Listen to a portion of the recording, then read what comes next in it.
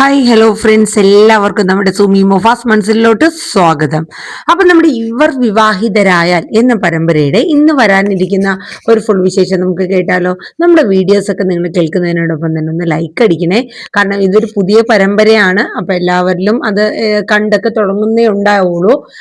നമ്മുടെ ഈ തലേദിവസം പ്രൊമോ കിട്ടുകയാണെങ്കിൽ ഞാൻ മുന്നേ കൂട്ടി തന്നെ ഇടാൻ നോക്കാം. ഇതിപ്പോ എനിക്ക് ഇന്ന് രാവിലെ കിട്ടുന്ന പ്രൊമോ ഞാൻ ഇന്ന് തന്നെ ഇടുന്ന വൈകിട്ട് വരുന്ന എപ്പിസോഡാണ്. അപ്പൊ എല്ലാവരും നല്ല അടിപൊളിയായിട്ടുള്ള നമ്മുടെ ഭൂമിജയുടെയും അതുപോലെ തന്നെ നമ്മുടെ അജയ്, അവരാണ് അതിലെ നായകനും നായികയൊക്കെ. അപ്പൊ അവരുടെ ആ ഒരു സ്റ്റോറി നല്ല അടിപൊളിയായിട്ട് പോകുന്നുണ്ട് കേട്ടോ. ഒരു സിനിമ സ്റ്റൈല് പോലെ തന്നെ നല്ലൊരു എന്തൊക്കെയോ ഒരു സസ്പെൻസും കാര്യങ്ങളൊക്കെ ഇട്ടിട്ട് നല്ല രീതിയിൽ തന്നെ പോകുന്ന ഒരു സീരിയലാണ്. അപ്പൊ നിങ്ങളൊന്ന് കേട്ട് നോക്കുക, ആ സീരിയൽ ഒന്ന് കണ്ടു നോക്കുക, നിങ്ങൾക്ക് എന്തായാലും ഇഷ്ടപ്പെടും കേട്ടോ. അപ്പൊ ഇന്ന് കാണിക്കുന്ന സീനിൽ വരുന്നത് നമ്മുടെ അഞ്ജന വരാണ്. അഞ്ജന ഇവിടെ ഒരു ജോലിയൊക്കെ ആയിട്ട് നോർത്ത് ഇന്ത്യയിൽ എന്തോ വർക്ക് ചെയ്യുന്നുണ്ട്. അപ്പൊ അഞ്ജന വരുന്നുണ്ട്. അപ്പൊ അഞ്ജന നമ്മുടെ അജയുമായിട്ടുള്ള വിവാഹം നമ്മുടെ സൗഭാഗ്യ മുത്തശ്ശി ഉറപ്പിച്ചൊക്കെയാണ്. അപ്പം അത് അഞ്ജന അറിഞ്ഞിട്ടില്ല. അജയുടെ അടുത്ത് നമ്മുടെ സത്യദാസിനെ കൊണ്ട് ഒന്ന് പറയിപ്പിച്ചുവെങ്കിലും അജയ് അതിനുള്ള ഒരു സമ്മതമൊന്നും പറഞ്ഞില്ല. കാരണം അജയ്ക്ക് പഴയ ഒരു അഫയറിന്റെ കേസും കാര്യങ്ങളൊക്കെ ആയിട്ട് അതിന്റെ ഒരു ഇതിലാണ്. കാരണം അത് ബ്രേക്കപ്പ് ആയി. എന്താ സംഭവിച്ചെന്നുള്ളതിനെ കുറിച്ചൊന്നും കാണിക്കുന്നില്ല. അങ്ങനെ നമ്മുടെ അഞ്ജന വന്നിറങ്ങുന്ന ഒരു ടാക്സിയിൽ വന്നിറങ്ങുന്ന സീനാണ്. ഓടി വന്ന് വല്യച്ചാന്ന് പറഞ്ഞ് സത്യദാസിനെ കെട്ടിപ്പിടിക്കുന്നു, മുത്തശ്ശിയെ കെട്ടിപ്പിടിക്കുന്നു. പിന്നെ നമ്മുടെ സംഗീത അതുപോലെ തന്നെ മാധവനെയൊക്കെ എല്ലാവരും കണ്ടിട്ട് 2 വർഷത്തോളം ആയല്ലോ. അതിന്റെ ഒരു ഇതായിരുന്നു. അങ്ങനെ എല്ലാവരുമായിട്ട് സംസാരിക്കുന്നു. മോള് എന്തൊക്കെയുണ്ട് വിശേഷം എന്നൊക്കെ മുത്തശ്ശി ചോദിക്കുന്നു. അങ്ങനെ അവരുടേതായിട്ടുള്ള ഒരു സന്തോഷവും കാര്യങ്ങളൊക്കെയാണ്. അപ്പൊ ഈ സമയത്ത് നമ്മുടെ ഭവാനി വരുന്നുണ്ട്. മോളെ കണ്ടപ്പോഴത്തേക്ക് എന്നെ പെട്ടെന്ന് കെട്ടിപ്പിടിക്കുന്ന സീനും കാര്യങ്ങളൊക്കെയാണ്. അപ്പൊ അത് കഴിഞ്ഞ് മുത്തശ്ശി ചോദിക്കുന്നുണ്ട്, നീ എന്താടി അവിടത്തെ ആള് തന്നെ ആയിപ്പോയോടി മോളെ, നിന്റെ ഡ്രസ്സും കാര്യങ്ങളൊക്കെ അതേ ഇത് തന്നെയാണല്ലോ. ഒരു ചേഞ്ച് ഒക്കെ വേണ്ടേ മുത്തശ്ശി എന്ന് പറഞ്ഞിട്ട് മുത്തശ്ശിയുടെ അടുത്ത് കുറച്ച് കിന്നാരം പറച്ചിലൊക്കെ നടത്തുന്നുണ്ട്. അത് കഴിഞ്ഞ് നമ്മുടെ ഭവാനിയും അഞ്ജനയും തമ്മിലുള്ള സംസാരമാണ്. അതായത് ഭവാനി കാര്യങ്ങളൊക്കെ പറഞ്ഞു കൊടുക്കുകയാണ്. അതായത് നിന്റെയും അജയുടെയും വിവാഹം അമ്മ തീരുമാനിച്ചൊക്കെയാണെന്ന് പറയാണ്. അപ്പോഴേക്കും അഞ്ജന ചോദിക്കും, അല്ല ഇപ്പോഴേ ഞാൻ എന്തിനാ, അയ്യോ എനിക്ക് ഞാൻ ഇപ്പോഴേ എങ്ങനെയാണ് വിവാഹം, എന്റെ ആ ബട്ടർഫ്ലൈ ലൈഫൊക്കെ ഞാൻ ബ്രേക്ക് ചെയ്യാനാണോ അമ്മ പറയുന്നത്? അപ്പൊ ഭവാനി ചോദിക്കും, അല്ല മോളെ നിനക്ക് അജയനെ ഇഷ്ടല്ലേ? വൈ നോട്ട്, എനിക്കിഷ്ടമാണ് അജയനെ. ഗുഡ് പേഴ്സൺ, ഗുഡ് ഹാൻസം എന്നൊക്കെ പറഞ്ഞിട്ട് അജയന് ഭയങ്കര ഇഷ്ടമാണ് അഞ്ജനയ്ക്ക്. അപ്പം ഭവാനി പറയുന്നുണ്ട്, നിനക്കറിയാലോ നിന്റെ അച്ഛൻ മരിക്കാൻ കാരണം ആരാണെന്ന്? അപ്പോ അഞ്ജന പറഞ്ഞു, അച്ഛൻ ആത്മഹത്യ ചെയ്തല്ലേ അമ്മ എന്ന് പറയും. ആത്മഹത്യ ചെയ്തോ? നിന്നെ അച്ഛനെ കൊലപ്പെടുത്തിയതാണെന്ന് പറയും. അപ്പൊ അഞ്ജന ഇങ്ങനെ ഞെട്ടിത്തെറിച്ച് നിൽക്കുകയാണ്. ഭവാനിയുടെ ആ പഴയ കാര്യങ്ങളൊക്കെ പറയണേ, നമുക്കുണ്ടായിരുന്ന ഫാർമസ്യൂട്ടിക്കൽ കമ്പനിയൊക്കെ നഷ്ടപ്പെട്ടതും ഇവർക്ക് നിന്റെ അച്ഛന്റെ വീട്ടുകാർക്ക് നിന്റെ മുത്തശ്ശിക്കും നിന്റെ വല്യച്ഛനും ഒക്കെ വേണമെങ്കിൽ ഞങ്ങളെ അന്ന് അതിൽ നിന്ന് രക്ഷപ്പെടുത്താമായിരുന്നു. പക്ഷെ അവരാരും ഞങ്ങൾക്കൊരു സഹായം അല്ലെങ്കിൽ ഒരു കൈത്താങ്ങായിട്ട് അവരാരും ഉണ്ടായിരുന്നില്ല എന്ന കഥയൊക്കെ മാധവി പറയണു. അല്ല, ഭവാനി പറഞ്ഞു കൊടുക്കുകയാണ് അഞ്ജനയുടെ അടുത്ത്. അപ്പൊ അഞ്ജന പറഞ്ഞു, അല്ലമ്മേ വല്യച്ഛൻ പാവമല്ലേ എന്ന് പറയും. നിന്റെ വല്യച്ഛൻ മാത്രമല്ല ഇവിടെ ഉള്ള എല്ലാവരും ഭയങ്കരമാണ്. അവരാരും തന്നെ നമുക്ക് വേണ്ടിയിട്ട് ഒന്നും ചെയ്തിട്ടില്ല. ഇവിടെ നിന്ന് ഇറങ്ങിപ്പോ എന്നൊരു ചിന്ത എപ്പോഴും നമ്മുടെ മനസ്സിൽ വേണം. കാരണം നമുക്ക് എന്താ ഉള്ളത്? നീ ജോലിക്ക് പോണു, അതല്ലേ ഉള്ളൂ. അല്ലാണ്ട് എന്താ നമുക്ക് സ്വന്തമായിട്ടുണ്ടോ? അതുകൊണ്ട് അജയെ നീ വിവാഹം കഴിക്കുന്നത് നിന്റെ ഒരു എവർക്കെതിരെയായിട്ടുള്ള ഒരു ഫസ്റ്റ് കാൽ ചുവടുവയ്പ്പാണ്. അപ്പോ അഞ്ജന പറയുന്നുണ്ട്, അല്ലമ്മേ അത് കുഴപ്പമില്ല, പക്ഷെ ഞാൻ ഇപ്പോഴേ അജയ് അതിനു വേണ്ടിയിട്ട് എൻ്റെ ലൈഫ് ഇപ്പോഴേ കുറച്ചും കൂടെ ടൈം ഒന്ന് തന്നൂടെ അമ്മ എന്നൊക്കെ ചോദിച്ചുകൊണ്ട് നമ്മുടെ അഞ്ജന പറയണം. അപ്പൊ ഭവാനി പറഞ്ഞ, മോളെ നമുക്ക് ഓരോ കാര്യങ്ങളും ചിന്തിച്ച് ആലോചിച്ച് ചെയ്യണം. കാരണം വേറൊന്നുമല്ല, നിന്റെ അച്ഛൻ സാഗറിന്റെ മനസ്സിലെ ആഗ്രഹങ്ങളും ഇഷ്ടങ്ങളും ആ പ്രായത്തിൽ തന്നെ സ്വയം ഒഴിഞ്ഞു വെച്ച് എല്ലാ നാണക്കേടുകളും തലയിൽ ചുമന്ന് ഒറ്റയ്ക്ക് ആത്മഹത്യ ചെയ്തൊരു മനുഷ്യനാണ്. പക്ഷെ ഇവരാരെങ്കിലും ഒന്ന് സഹായിക്കുകയോ അല്ലെങ്കിൽ ഒന്ന് ഹെൽപ്പ് ചെയ്യുകയോ ചെയ്തിരുന്നു എന്നുണ്ടെങ്കിൽ ഒരു പക്ഷെ ഇന്ന് നിന്റെ കൂടെ നമ്മുടെ കൂടെ സാഗർ ഇവിടെ ഉണ്ടാവുമായിരുന്നു എന്ന് പറഞ്ഞു. അപ്പൊ അതൊക്കെ കേൾക്കുമ്പോൾ അഞ്ജലിക്ക് ഭയങ്കര ഒരു ഇതാവാണ്, കാരണം തന്റെ അച്ഛൻ മരണപ്പെട്ടല്ലോ എന്നൊരിത്. എന്നിട്ട് പിന്നെ നമ്മുടെ അഞ്ജന പറയുന്നുണ്ട്, ആ വല്യച്ഛൻ പാവല്ലേ അമ്മ, കാരണം എന്താന്ന് വെച്ചാൽ അഭിരാമിയും ആ അമ്മയും ഒക്കെ ഇപ്പോഴും കാണാണ്ട് ആ ഒരു വിഷമത്തിൽ നിൽക്കുന്ന ഒരാളല്ലേ. ആ വല്യച്ഛൻ അങ്ങനെ ഒരിക്കലും തെറ്റ് ചെയ്യില്ല. നിന്റെ വല്യച്ഛൻ തെറ്റ് ചെയ്യില്ല. അങ്ങേരുടെ കാല് പിടിച്ചു ഞാനും സാഗറും, അയാള് ഒന്ന് തിരിഞ്ഞു പോലും നോക്കിയില്ല, നിനക്കറിയോ എന്നൊക്കെ ഇങ്ങനെ പറഞ്ഞിട്ടോ. അപ്പൊ അഞ്ജനയ്ക്ക് ആകെ ഒരു ഇതാണ്, അമ്മ പറയുന്നതിലും കാര്യമുണ്ട്. പക്ഷെ ഇങ്ങനെയാണെങ്കിലും അഞ്ജനയ്ക്ക് സത്യദാസിനെയും സംഗീതയും അതുപോലെ മുത്തശ്ശിയും ഒക്കെ ഒരുപാട് ഇഷ്ടമാണ് താനും. അജയിന് അതിനേക്കാൾ ഏറെ ഇഷ്ടമാണ് കേട്ടോ. അപ്പൊ അങ്ങനെ മാധവി ഭവാനി കാര്യങ്ങളൊക്കെ പറഞ്ഞ് മനസ്സിലാക്കി എല്ലാം കൊടുക്കുകയാണ്.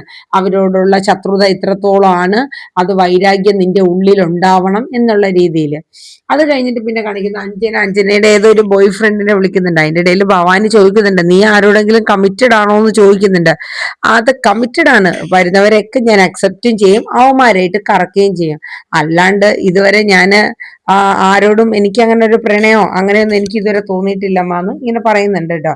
വരുന്ന എല്ലാ ഇതും പ്രപ്പോസലും അക്സെപ്റ്റ് ചെയ്യും, എന്നിട്ട് അവരെ ചെലവിൽ അങ്ങ് നടക്കും. അതാണ് ഇപ്പോഴത്തെ ഒരു രീതി എന്നൊക്കെ പറഞ്ഞ് കാണിക്കണം.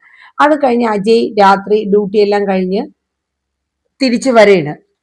അപ്പൊ ഡ്യൂട്ടി കഴിഞ്ഞ് തിരിച്ചു വരുന്ന സമയത്ത് നമ്മുടെ അഞ്ജന ഏതോ ഒരു ലവറിനെ വിളിച്ചുകൊണ്ട് അവനുമായിട്ട് എന്തോ വഴക്കൊക്കെ ഉണ്ടാക്കി, എന്നാൽ ഞാൻ നിന്നെ ബ്രേക്കപ്പ് ചെയ്യണം എന്നൊക്കെ ഫോണിൽ കൂടെ പറഞ്ഞിട്ട് അഞ്ജന ഫോൺ വെക്കുകയാണ്. ആ സമയത്താണ് നമ്മുടെ അജയുടെ ഒരു വഴക്കം. അപ്പൊ അജയിനെ കാണുമ്പോൾ തന്നെ ഹായ് അജയ്, അപ്പൊ അജയും തിരിച്ച് ഹായ് അഞ്ജന, എപ്പോഴാ വന്നേ, ഞാൻ രാവിലെ എത്തി എന്നൊക്കെ പറയും. അതെ, എത്ര നാളായി നിന്നെ കണ്ടിട്ട്, കഴിഞ്ഞ ലീവിന് വന്നപ്പോഴും നീ ഇല്ലായിരുന്നു, എനിക്ക് തോന്നുന്നു നമ്മൾ തമ്മിൽ കണ്ടിട്ട് 2 വർഷത്തോളം കഴിഞ്ഞു എന്ന് തോന്നുന്നു അല്ലെ. അപ്പൊ പറഞ്ഞു അതെ അങ്ങനെയാ, കുറച്ച് എനിക്ക് അന്ന് എന്തൊക്കെയോ കേസും കാര്യങ്ങളും അന്ന് എന്തോ ജോലി സംബന്ധമായിട്ടൊക്കെ ഞാൻ ഇവിടെ ഇല്ലായിരുന്നല്ലോ അഞ്ജന, അതുകൊണ്ടാന്ന് പറഞ്ഞു. ഞാനൊരു കമന്റ് ഇട്ടാൽ പോലും നിനക്ക് അതിനൊരു സ്മൈൽ അല്ലെങ്കിൽ ഒരു എന്തെങ്കിലും ഒരു ഇത് നിനക്കൊന്ന് ടൈപ്പ് ചെയ്ത എന്നാ, നിനക്ക് എന്ത് ടൈപ്പ് ചെയ്താ. അപ്പൊ പറയും അത് എനിക്ക് സമയം കിട്ടാറില്ല, നീ എന്റെ ഗുഡ് ഫ്രണ്ട് അല്ലേ എന്ന് പറയാം. അപ്പോ അഞ്ജന പറഞ്ഞു അത് മതി, ഇനിയിപ്പോ കല്യാണം കഴിഞ്ഞാലും നീ എന്റെ ഗുഡ് ഫ്രണ്ട് തന്നെ ആയിരിക്കണം. അപ്പൊ അജയുടെ മുഖം അങ്ങ് വല്ലാണ്ടാവുകയാണ് കേട്ടോ. അപ്പൊ അജയ് പറയും അതെ, ഞാൻ ഇന്ന് വരെ നിന്നെ ആ ഒരു രീതിയിൽ കണ്ടിട്ടില്ല അഞ്ജന എന്ന് പറയും. അതിനെന്താ, ഇനി കണ്ടോളൂ, എന്തായാലും ഐ ലവ് യു അജയ് എന്നിങ്ങനെ അഞ്ജന പറയണം കേട്ടോ. പറഞ്ഞിങ്ങനെ കെട്ടിപ്പിടിക്കുക, എന്നിട്ട് പറയുമ്പോൾ നമുക്ക് അവിടെ പോയിരുന്ന് കുറച്ച് സംസാരിക്കാന്ന് പറയാം. അപ്പോഴാണ് നമ്മുടെ അജയുടെ ഫോണിൽ ഒരു കോള് വരുന്നുണ്ട്, സ്റ്റേഷനിൽ നിന്നാണ്. എത്രയും പെട്ടെന്ന് അത്യാവശ്യമായിട്ടൊന്ന് സ്റ്റേഷൻ വരെ ചെല്ലാൻ പറഞ്ഞിട്ട് വിളിക്കുകയാണ്. അപ്പൊ അജയ് നമ്മുടെ അഞ്ജനയുടെ അടുത്ത് പറ, അഞ്ജന ഞാൻ ഇപ്പൊ തന്നെ വരാം, അത്യാവശ്യമായിട്ട് ഇമീഡിയറ്റ് ആയിട്ട് എനിക്കൊന്ന് സ്റ്റേഷൻ വരെ പോകണം, ഒരു അത്യാവശ്യ കാര്യം ഉണ്ടെന്ന് പറഞ്ഞു. അങ്ങനെ അകത്ത് പോലും കയറാണ്ട് അജയ് തിരിച്ച് വീട്ടിലോട്ട് പോവുകയാണ്, അല്ല സോറി സ്റ്റേഷനിലോട്ട് പോവുകയാണ് വീട്ടിൽ നിന്ന്. അപ്പോഴേക്കും നമ്മൾ അഞ്ജന ഇങ്ങനെ നോക്കി നിൽക്കുന്ന സീനാണ്. അത് കഴിഞ്ഞ് നമ്മുടെ അച്യുതനെ കാണിക്കുകയാണ്. അച്യുതനെ നമ്മുടെ ഭവാനി പറഞ്ഞ കാര്യങ്ങളും ഒരു കൊട്ടേഷൻ ഗുണ്ട ഉണ്ടല്ലോ, അയാളോട് പറഞ്ഞ കാര്യങ്ങളൊക്കെ ഈ അച്യുതനെ കുറിച്ച് തിരക്കണം, അയാളിപ്പോ എവിടെയാണ് താമസം എന്ന വിവരങ്ങളൊക്കെ എനിക്ക് എത്തണമെന്ന് ഭവാനി ആ ഗുണ്ടയുടെ അടുത്ത് പറഞ്ഞൊക്കെയാണ്. അപ്പോൾ അതൊക്കെ ഓർത്തിട്ടാകണം അച്യുതന് വല്ലാത്തൊരു ഭയം. അപ്പോൾ ഇതിനിടയിൽ നമ്മുടെ ഭൂമി മറ്റേ ബാങ്കിന്റെ ആവശ്യത്തിൽ ലോണിന്റെ ഒരു കാര്യത്തിന് വേണ്ടിയിട്ട് ബാങ്കിൽ പോയിട്ടുണ്ടായിരുന്നു. അപ്പോൾ 2 ദിവസം കഴിഞ്ഞ് വിളിക്കാനാ പറഞ്ഞിരുന്നത്. അപ്പോൾ ഭൂമി നേരിട്ട് എന്നെ ബാങ്ക് മാനേജറിന്റെ അടുത്ത് ചെല്ലാണ്. അപ്പൊ അയാൾ പറഞ്ഞു, ഭൂമി വിളിച്ചാൽ മതിയായിരുന്നല്ലോ, അത് സാരമില്ല, കാരണം അച്ഛന്റെ അവസ്ഥയ്ക്ക് വേണ്ടിയിട്ടാ സാറേ, അപ്പൊ എന്തായെന്നറിയാനുള്ള ഒരു ടെൻഷൻ കൊണ്ട് ഞാൻ പെട്ടെന്ന് വന്നതാണെന്ന് ഇങ്ങനെ ഭൂമി പറയും. അപ്പൊ പറയും സോറി ഭൂമി, എനിക്ക് പറ്റാവുന്ന പോലെയൊക്കെ ഞാൻ ട്രൈ ചെയ്ത് നോക്കി, ഈ ബാങ്കിൽ നിന്നല്ല ഇനി ഏത് ബാങ്കിൽ നിന്നാണെങ്കിലും ഭൂമിക്ക് ലോൺ കിട്ടാൻ കുറച്ച് പ്രയാസമുണ്ട്, കാരണം ഇപ്പൊ തന്നിക്കുന്ന ലോണ് തന്നെ ഒരു ഈടും ഇല്ലാണ്ടാണ് തന്നിക്കുന്നത്.